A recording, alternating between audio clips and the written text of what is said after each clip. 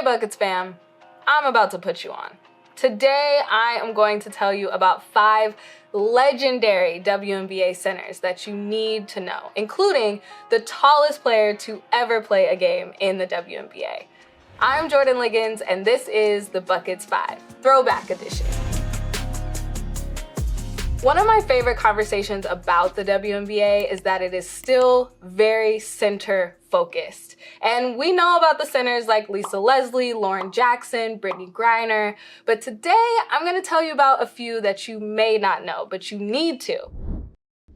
The first person on this list, I am completely biased because she played for the Sacramento Monarchs, and that is Yolanda Griffith. She's by far one of the shortest centers on this list, clocking in at about 6'3". For reference, Stewie is 6'4", and look at all the stuff she's doing now. But she is by far the toughest. Yolanda Griffith did not back down from nobody. She was never afraid of anyone, and she really did bring the energy, the grittiness, the grind to the Sacramento Monarchs. Think of a Dennis Rodman type of player. She would just outwill people, especially on the rebounding end. Yolanda Griffith was drafted in 1999, and just to give you some scope of how great of a player she was, she won league MVP and Defensive Player of the Year her rookie season. Over her 10-year span, she did win a championship with the Sacramento Monarchs, and she won Finals MVP. She was an All-Star and won 2 gold medals in there as well. She didn't have this super long career, but she made an impact. When she was inducted into the Basketball Hall of Fame, I think Tina Thompson put it perfectly. She didn't have to have the ball in her hands to make an impact on the game. She did all the dirty work, everything else, and that's why she's one of the best to ever do it. The next legendary center on my list is the one and only Taj Williams Franklin. Taj started her career overseas and in the ABL before coming to the WNBA in 1999. She was quite the journeywoman, playing on 7 teams in 12 years, but it was because everyone loved her. Everyone needed a player like her. She was a magnet to the ball on the rebounds. During her career in 2001, she set the record for offensive rebounds, always an asset on every team that she played for. One of my favorite things about Taj is that during the playoffs, she got better. In every statistical category, it went up. During all those years that she played, she went to the finals 5 times, including in 2012 when she was 41 years old. She might not have all the individual awards or shiny accolades, but she had a long, solid career. She ranked 9th all-time in rebounds and minutes played, and that's why, to me, she's a legend that you have to know. The next 2 on my list come from sports royalty. First up is Cheryl Ford of the Detroit Shock. She is the daughter of NBA legend Karl Malone. My favorite thing about Cheryl is she is an old school big. She only attempted about 4 3-pointers in her whole career. She was more lethal on the block, and the whole Detroit Shock offense revolved around it. You do not want to see her in the post.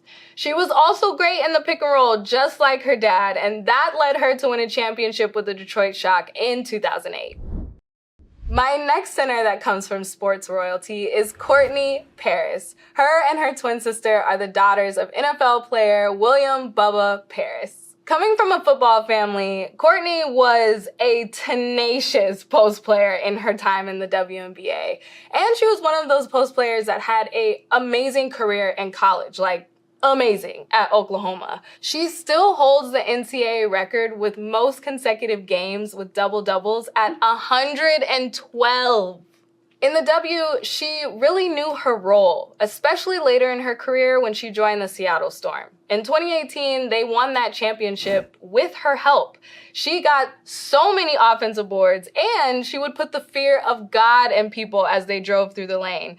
She's also an amazing passer, which I think is an underrated part of her game. When she would get the offensive rebounds, she would be able to dish it out to shooters or drivers or cutters, and would give Seattle so many extra possessions. She's back in Oklahoma coaching now, but man, I can see so many rosters that could use her right now. Last but not least, the tallest player to ever play in the WNBA, the late, great Margot Dick. At 7'2", You can imagine how she was feasting in the paint. She was blocking shots like she was swatting away flies. She had an 85-inch wingspan. In 2001, she set the record for 10 blocks in one game, and she still holds the record for career blocks all time. Margot was drafted in 1998, but before that, she was playing 6 seasons over in Europe. Somehow, she flew under the radar. Shocker to me too. Maybe it was because on the press materials, they had her listed as 6'6", a full 8 inches shorter than her 7'2" height. There was only one coach that watched game film of her and brought her over to the W immediately. But once she got to the league, she became unforgettable. All her teammates said she was the best teammate that she ever had and was kind of like a gentle giant. In NBA terms, think Boban. She was a great player, a great shot blocker, but an even better teammate. She never dunked in a WNBA game. She said that she'll leave that to Michael Jordan. Hope you liked this video. Let us know what other throwbacks we should cover in the comments below. Subscribe to The Buckets YouTube so you don't miss any WNBA content the rest of the season.